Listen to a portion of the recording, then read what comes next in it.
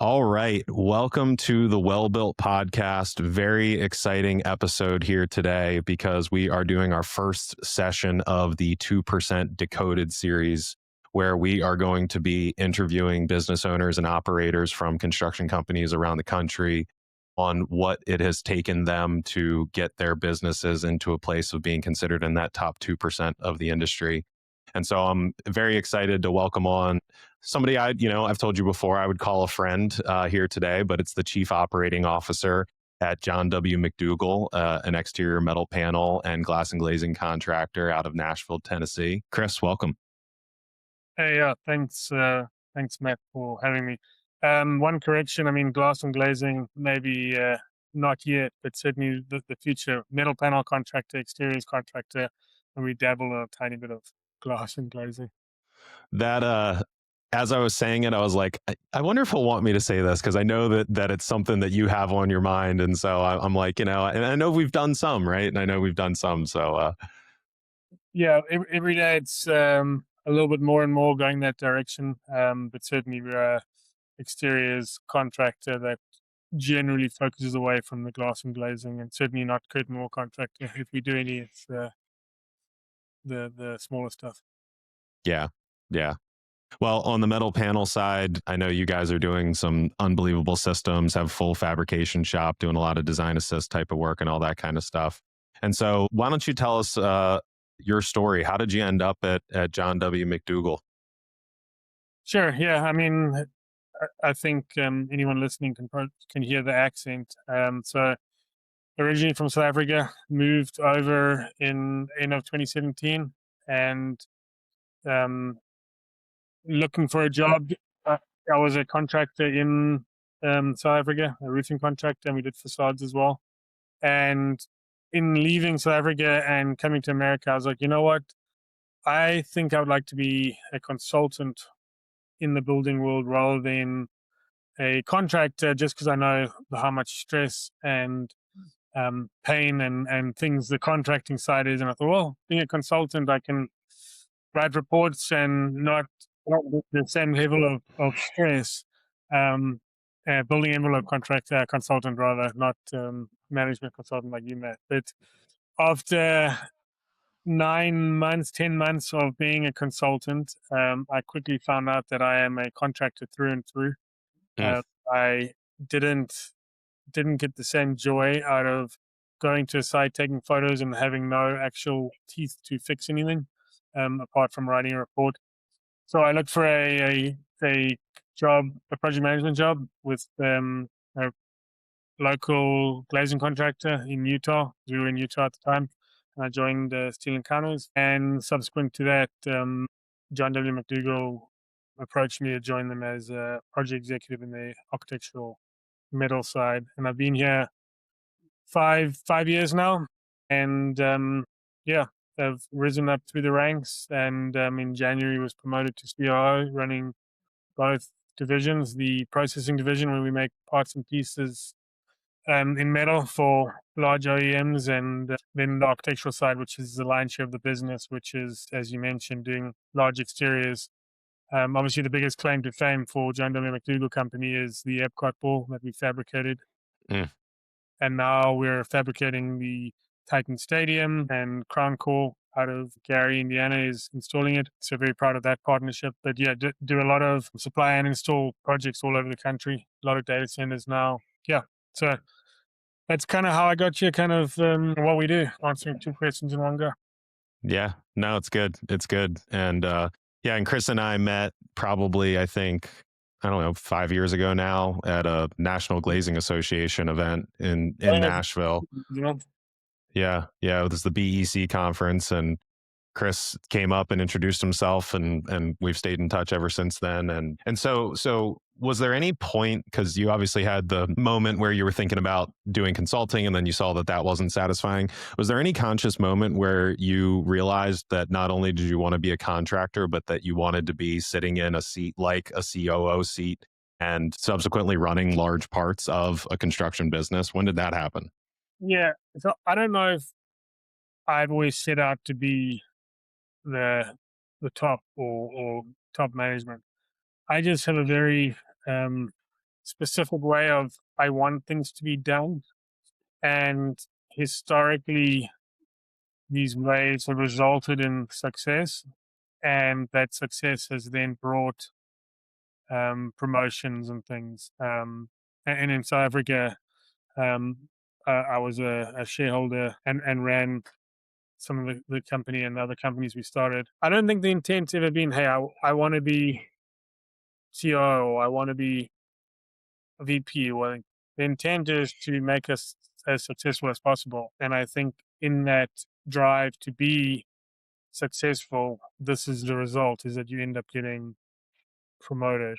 Yeah, I mean, I we were having a chat with our shop leadership on Monday morning, and I asked them, and I said, "Do you guys like to win?" And they were nods, like, really like to win. And the only way I win is if we win and the company wins. And that's how we win, you know. And so to answer your question, how do I become CEO? Because I'm relentless in trying to make the team win. Mm. And if my shop leads are winning, the company's winning, the bottom line is winning, and yeah, this is how you end up becoming a CEO, I guess. Just relentless pushing for better ways, better scopes, better, you know, just better customer service, better processes, better product. Mm. Yeah. I'm not sure if I answered your question on that, but yeah, Oh, you did. I didn't set out saying I want to be this role, and it was hell or high water to get there. It was, I want us to be the best we can possibly be, and the result is that I ended up being in the seat. Yeah. Yeah. It's great. It reminds me of like the internal scorecard that Nick Saban talks about, that you can have an external scorecard of winning football games, or you can have an internal scorecard of working your ass off throughout the year. And the funny thing about the internal scorecard is it usually turns into the external scorecard. But if you're chasing achievement instead of fulfillment or whatever it is that drives you, you're much less likely to get there. And so I've actually asked this question to people on your team, but I'd be curious of your answer. If I asked somebody on your team to describe you, what would they say? So I had a coaching session this morning, and we were talking about a friend of mine down in Namibia, and we studied together, and then he ended up working with me, and we ended up starting a company in Namibia. And she said, "Well, how would the coach asked me, how would your friend describe you?" And so it's funny, Mm. same question now. And the words I used were, and I actually have it written right here, was relentless, ruthless, bit of a dick, driven, doesn't stop, flexible, and generally right. And Oh my gosh, I love the last one. yeah, and that probably ties in with bit of a dick, right? Right, right. I asked, so at lunchtimes I go to gym, and I asked my engineering manager who comes to gym with me what words he would use, because she had literally asked me this question this morning. So it's funny Mm. that she's asking this. And pretty much his were in line with that. The one that he added, which I was like, okay, it's interesting, was unrealistic. Interesting. And I was like, well, why would you say that? He goes, it's not that the goal that you want is unrealistic. It's that the timeline you think you can achieve it is unrealistic. Mm. Mm. Um, and I was like, okay, it's interesting. So yeah, I mean, I don't know. Obviously, my team here doesn't know my as well as my friend in Namibia who went to college with me. Obviously, we have a couple more war stories and things, different war stories. But I would hope that along the same line as driven and relentless and fair. Well, fair, definitely. And what's fascinating, actually, the one that might be my favorite in there actually is flexible, that you slid in there. And that is that it's totally my experience too, is that as long as you're brave enough to stand up and talk to you, that you're very willing to listen. Like that's absolutely my experience. And I do think it's a really, you're very weird. You have a very weird combination of attributes in a very good way. Like it's very counterintuitive. I really don't know anybody that fills as many of those categories as you just said, but it definitely shows up. And by the way, you know, depending on the person that you ask, the word optimistic comes to mind instead of unrealistic. You know, it's just That's probably my positive branding on unrealistic, is that some of it is just that you believe that shit can get done, and largely you've made shit happen. And I think one of the things that stands out about John W. McDougall to me is the organizational alignment that you've achieved. You've grown fast, and meanwhile your people are marching in the same direction. It's obvious on LinkedIn, and it's obvious in person when I've been down with you guys. And it might be part of the description for yourself, but I'd be curious, like, how did that happen? Ooh, that's a tough question. How did that happen? A lot of it is having a vision of where you see the company's going to be, and including people in the decision making of, well, not decision making, but including people in the conversations about what we want to be and where we want to be, and then letting them do it their way. Um, I think Mm, one of my favorite stories is our marketing lady Liz. When she joined us, we didn't know what our marketing role was going to be, and realistically, in the first year of her being here, she probably felt a little bit unguided because I was like, just do marketing. It's just market yeah. for us. Cool. Um, and I mean, the one requirement I said was do 3 LinkedIn posts a week. She said, on what? Figure it out. This is where we want to be. This is how we want to position ourselves. And she has taken the bull by the horns and done an amazing job. And you mentioning our LinkedIn presence and things like that. I mean, yeah, she gets guidance and, hey, do this, do that. But I mean, the quality of the work and things it's all her. And I feel like that kind of is a good example of the team. Yeah, we set processes. This is how we do it. Here's the welcome letter when we get a new contract. We do a closeout. We do this, but really allowing people to own their own um, individuality in what they do, but still staying true to the core. And then, I mean, what you train on is culture, showing people that you appreciate their efforts, which it helps them align back to what the end goal is. We do team buildings. We have cake day once a month. And that's, in fact, the cake day thing is something I took from Steel Encounters. Every month, Steel Encounters would, all the birthday people would get together in their group, and they would have cake and sing happy birthday and acknowledge the people whose birthdays. And it's such a small thing. Um, and I remember because Steel Encounters had 2 offices or 2 buildings next to each other. And in winter in Utah, you had to drive or walk from the one to the other. And it was like, oh, it's cold, it's snowy, whatever. But it was such a good vibe to go over there and everyone sing happy birthday and you acknowledge the people's names and things. Um, and so that's one Mm. of the first things I brought here, which was like, okay, we're going to once a month do cake and we're going to acknowledge people's birthdays. Um, and it's amazing how other people who've seen it, and one of the things they'll say they really like is how the company looks after their people because they do cake day. Like once a month, we spend $250 on cake. Like that, I mean, bigger scheme of things, that's nothing. And, it just adds so much to people's experience of, okay, the company cares. And that adds to their willingness to add their own flair and style and maybe take that extra phone call on their drive home to worry about our customers' relationships and things. So I think I've gone off track here, but how did we keep on pushing? I think it was set the process, have the skeleton, if you will, and then allow people to have their own muscles which connect the main parts. Mm. Oh, I love that analogy. Yeah, I love that analogy. Yeah, you build out the process, the systems. You've done some awesome work with your project management system that you guys follow. And then you let people be the joints, the tendons, the things that make it all actually stick. Now, and I think that's a great example too that you bring up with Cake Day of the return on investment that you get from $250. It would be so fun to even try to do the ROI on cake at John W. McDougall, because it's probably like we should buy more cake according to that calculation because it's getting us a really good ROI. Well, Um, think about it. I mean, so it's call it 3 grand a year, right? And now let's say out of the 200 people we have here, let's say one person is affected by that, where they feel, you know, they really care about the company. Well, so 3 grand is potentially kept a $100,000 a year PM engaged with the company rather than going out and saying these people don't care about me. I'm going to find another job. I mean, 100%.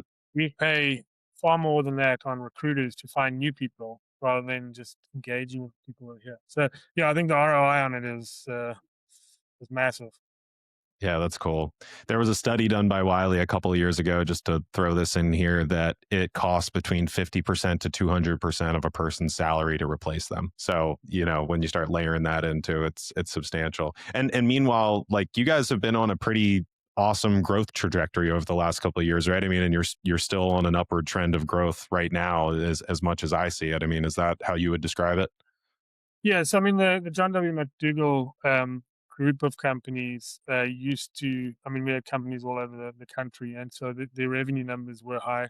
Um, Part of re-centralizing in Nashville has been um, changing the way we had companies all over the place and just focusing on the one company. So the revenue dipped when if you take the group of the entire group's revenue got down to one, we kind of stabilized, but now we're back at that same number that we were when we had 6 or 7 companies.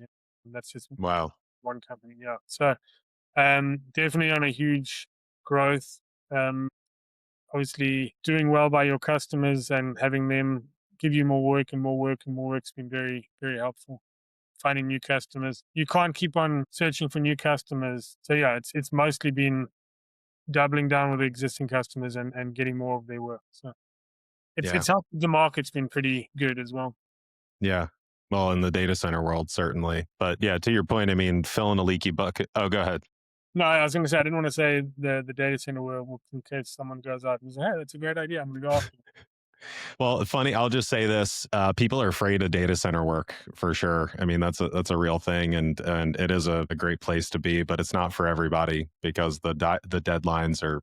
severe, and so if you can't, the barrier to entry is very high, and you got to be a well-oiled machine to be able to survive in there. And there's a lot of companies that frankly shouldn't be doing data center work because they wouldn't survive. So I mean, even that is a different echelon.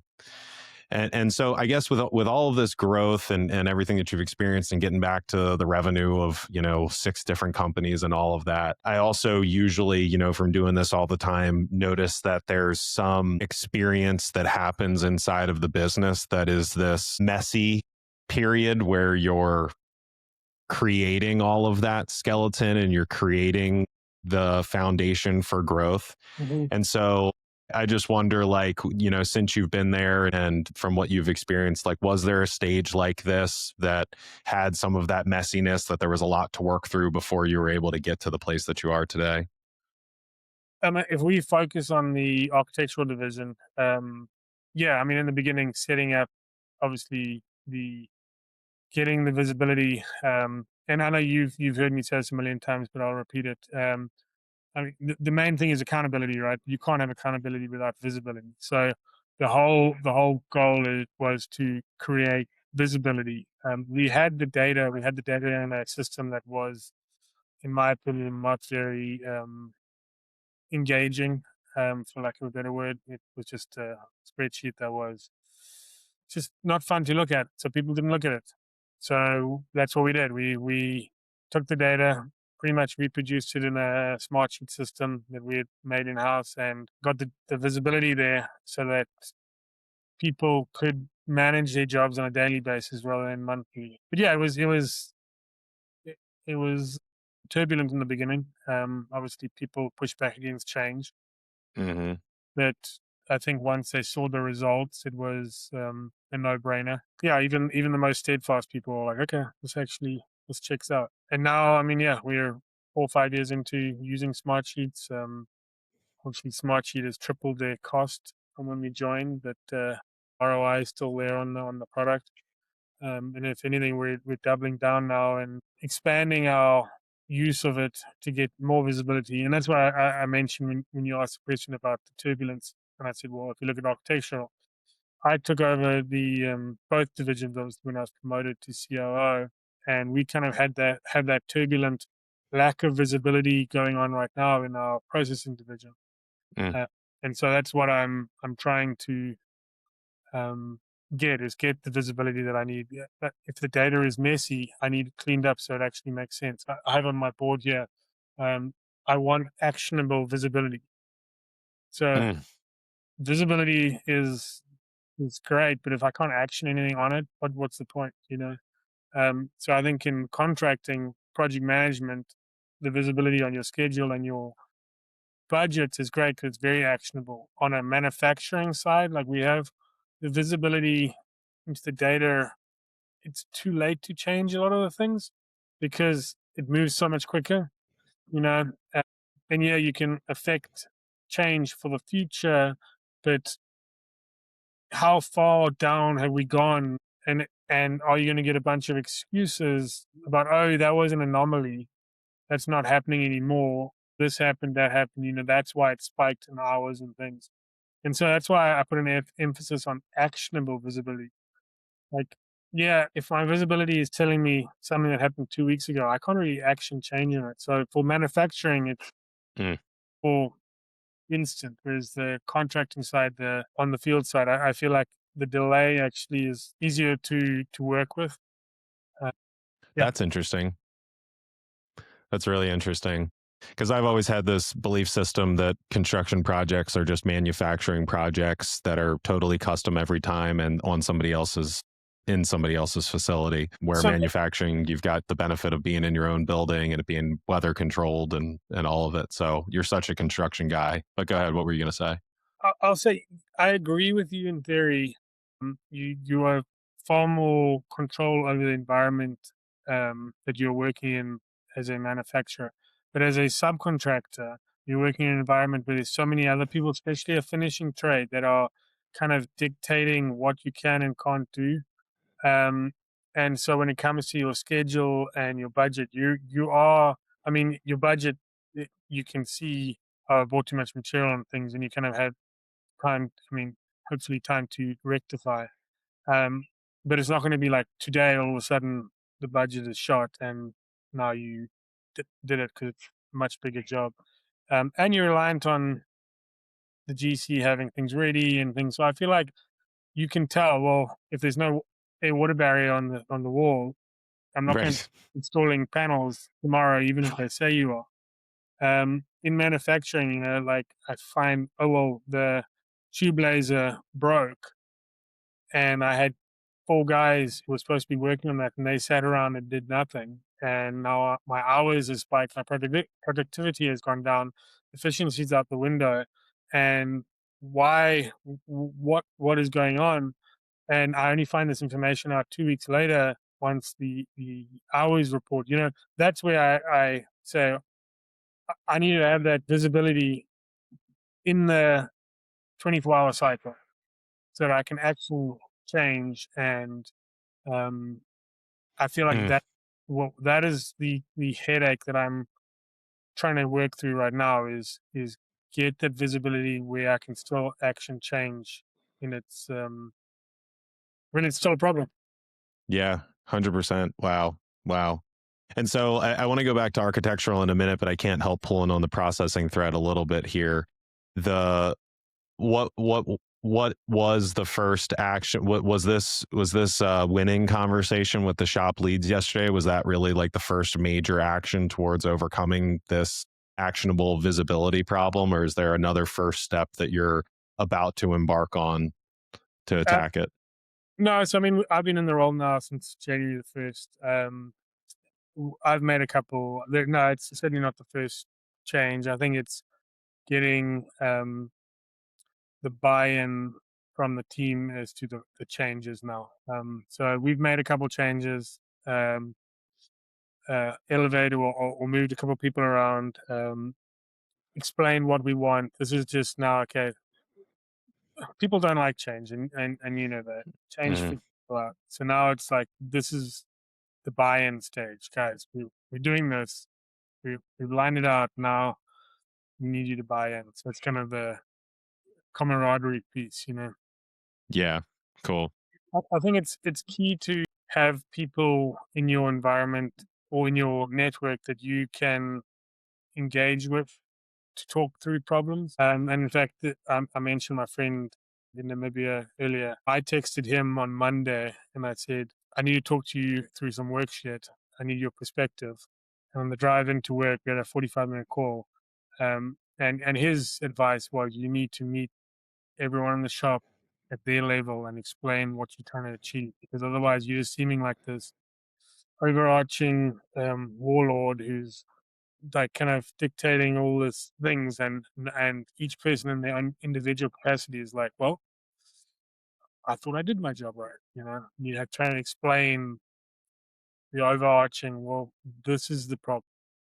My shipping manager is amazing, and he got a little bit disgruntled.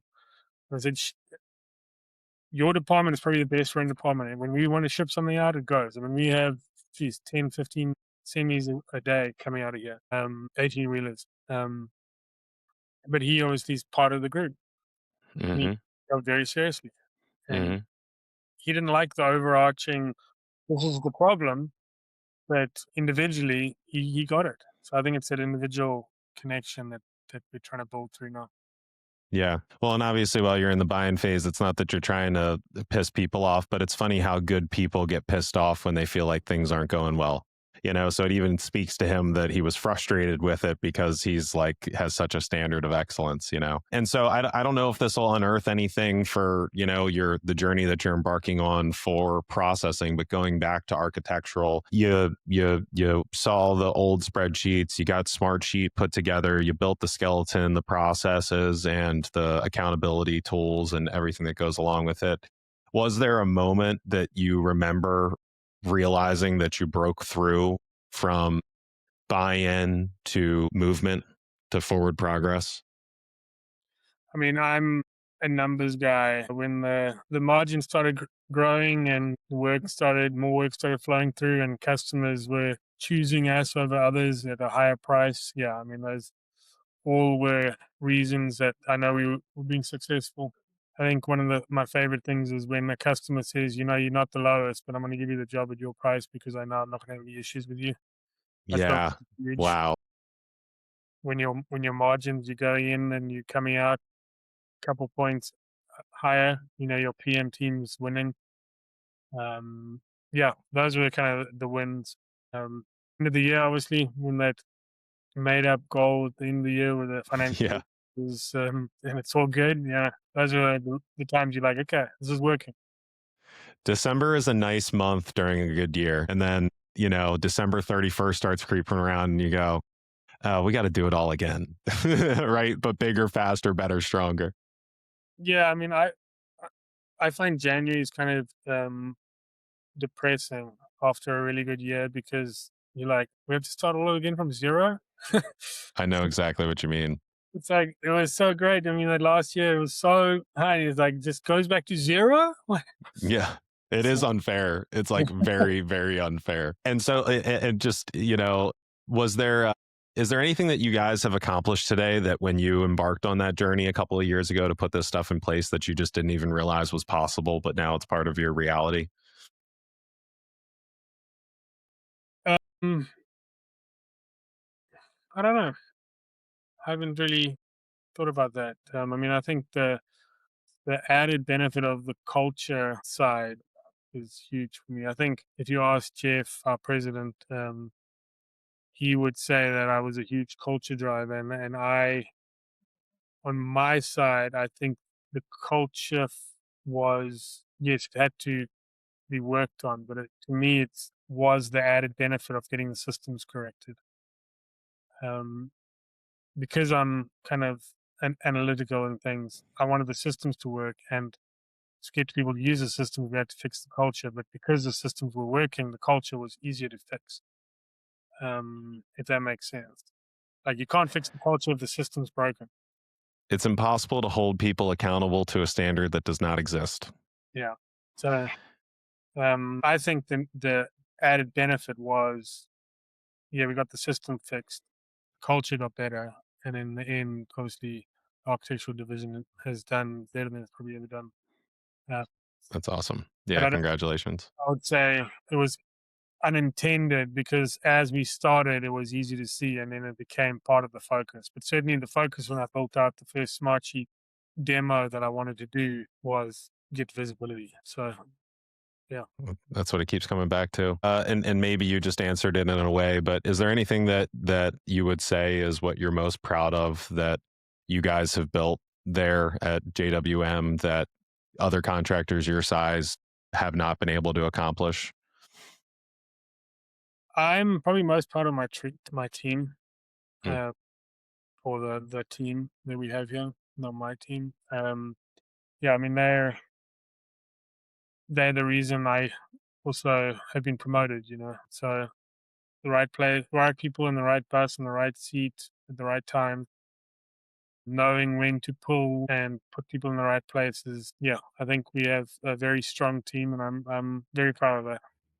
Yeah, it's fantastic. Yeah, and again, I mean, it's fun getting to, be down there every once in a while because when I talk to your people, they always say that about you, that they like, no, Chris sets the expectation and we all drive to that expectation, and it's a cool thing to hear. They really do, I'm not just saying that for the audience out there.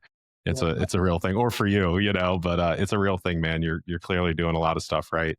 And so just along that line of thinking, like if there is contractors, whether they're business owners or ambitious people that want to climb the organization the same way that you have, and if they're still stuck in that place of uncertainty and what's the right next step, maybe in some ways, the place that you're in processing right now and what you're working through, like what do you want them to do once they get off of this podcast? Like what action do you think they need to take to get through that challenging moment?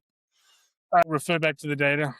The data doesn't lie. So if Mm. you are struggling, not knowing where, let's say you're a contractor and you're not doing as well as you should, or every job's taking a 5-10 point knock, and your guys are working day in and day out, and you just can't seem to break it. Refer back to the data. The data is telling you what's going wrong. If you don't have data, get data. Mm. Well Uh, said. like it's yeah. Refer back to the data. And it's yeah, get visibility into that, and use that to hold people to a standard. And if you don't have a standard, you still refer back to the data, but then develop your standard at the same time.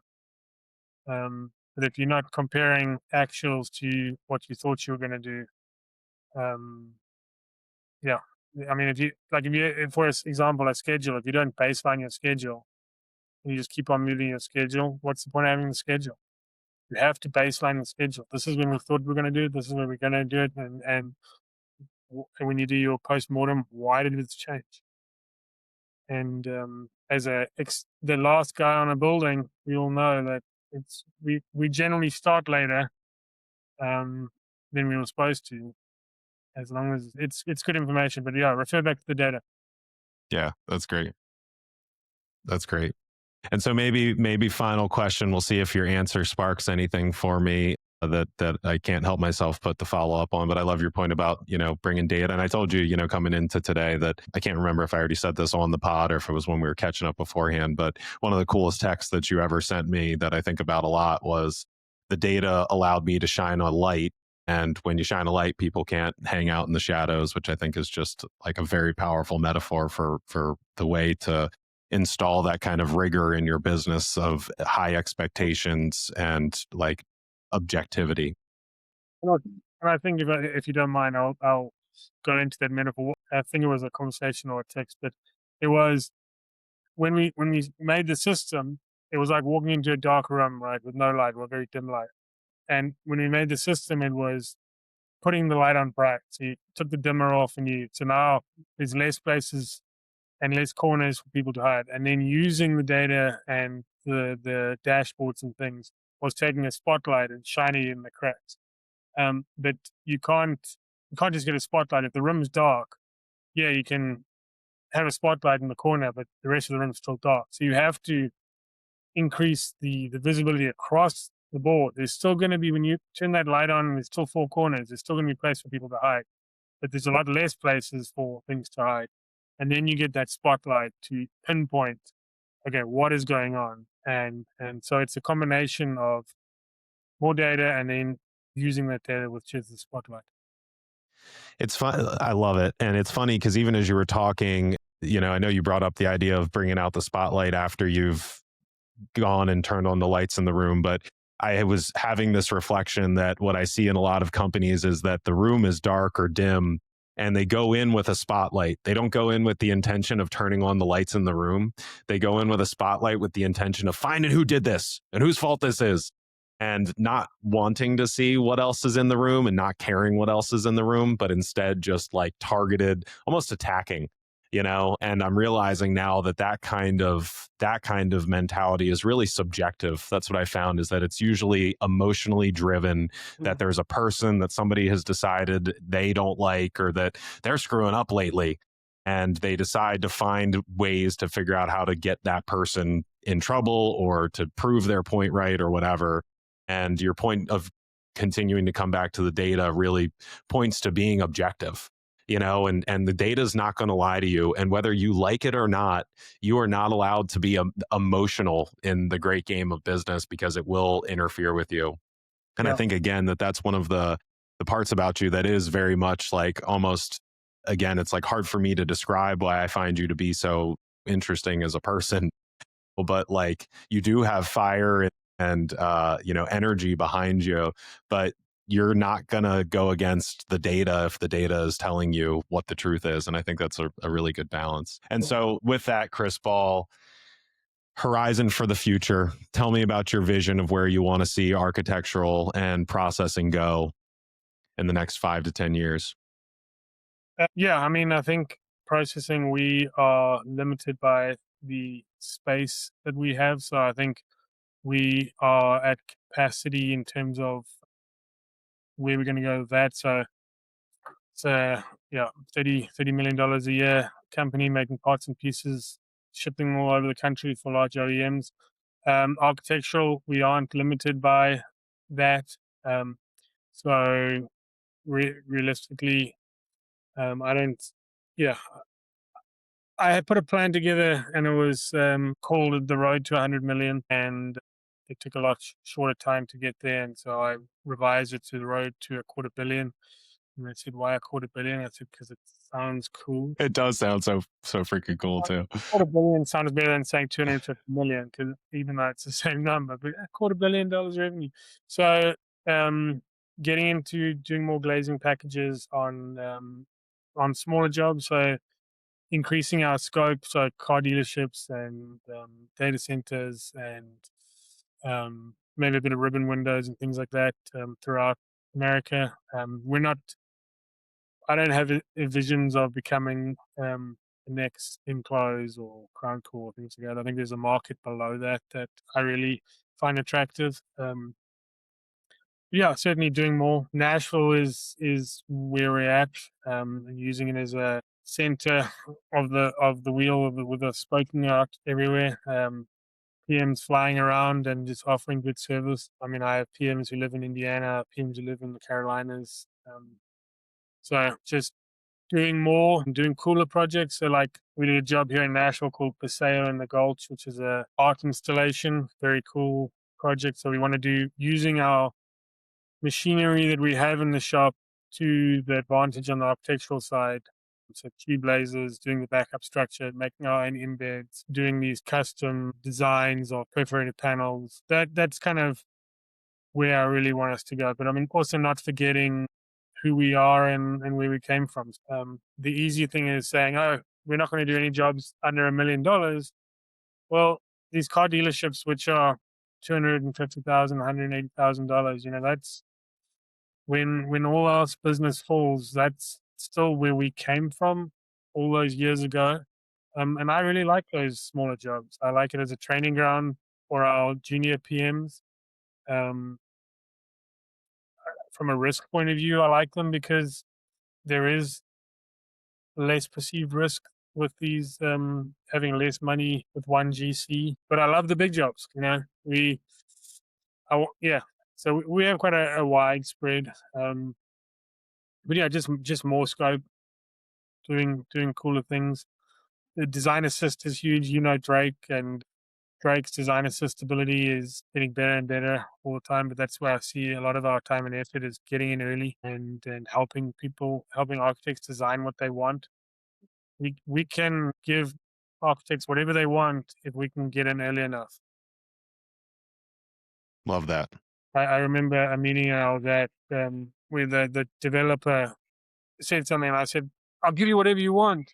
And he said, "Great." And he looked at his architects and said, "Tell them what we want." And they weren't quite sure, but we figured it out in the end. But yeah, really, we want to give people what they want, and we'll figure out a way to do it. We're trying to design a moving facade right now that we can do an American flag on the side of our building that'll move as the wind blows. So yeah, we're looking at what we can do more with the tools we have.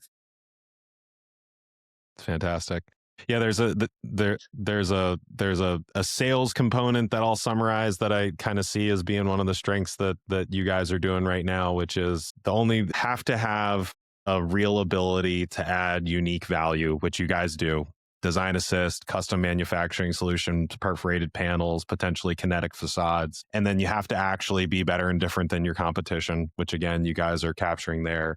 And then even to your point about the sub-$1 million jobs and what you've got going there. If you want customers to keep coming back to you and giving you work over and over again, sometimes that's the kind of thing you do for them, is take care of whatever they need. So that I'm hearing is like, essential to the sales side. And I think from a bigger business perspective, how I'd summarize what you've shared today is set ambitious goals, clear ambitious goals, whether that's the road to 100 million or the road to $250 million, then get buy-in towards those goals, and then set up the structure to be able to collect data and have actionable visibility to act on. And I think all of that is what has, I know there's more, but I think all of that is what has led you into this culture where you've got this massive organizational alignment of people all marching in the same direction. And it's truly very impressive. It's really cool to hear. So yeah, I'm really grateful for you coming on and doing the show here today, Chris. And is there any final shout out, anything that's on your mind, or anybody you want to call out, any issues that are important to you that you want to share before we get out of here? Oh, but I think one of the major things in my ability to have done what I've done at McDougall with the team has been the support that I've received from ownership. I haven't been micromanaged. I've been kind of said, just get it done. Obviously, there was a time of proof that you have to show that you can do what you say you can do. But if any owners of companies are listening and they're like, well, I put this guy in, he's really not performing, are you letting someone do it, but you're putting crutches on them? Are you slowing it down?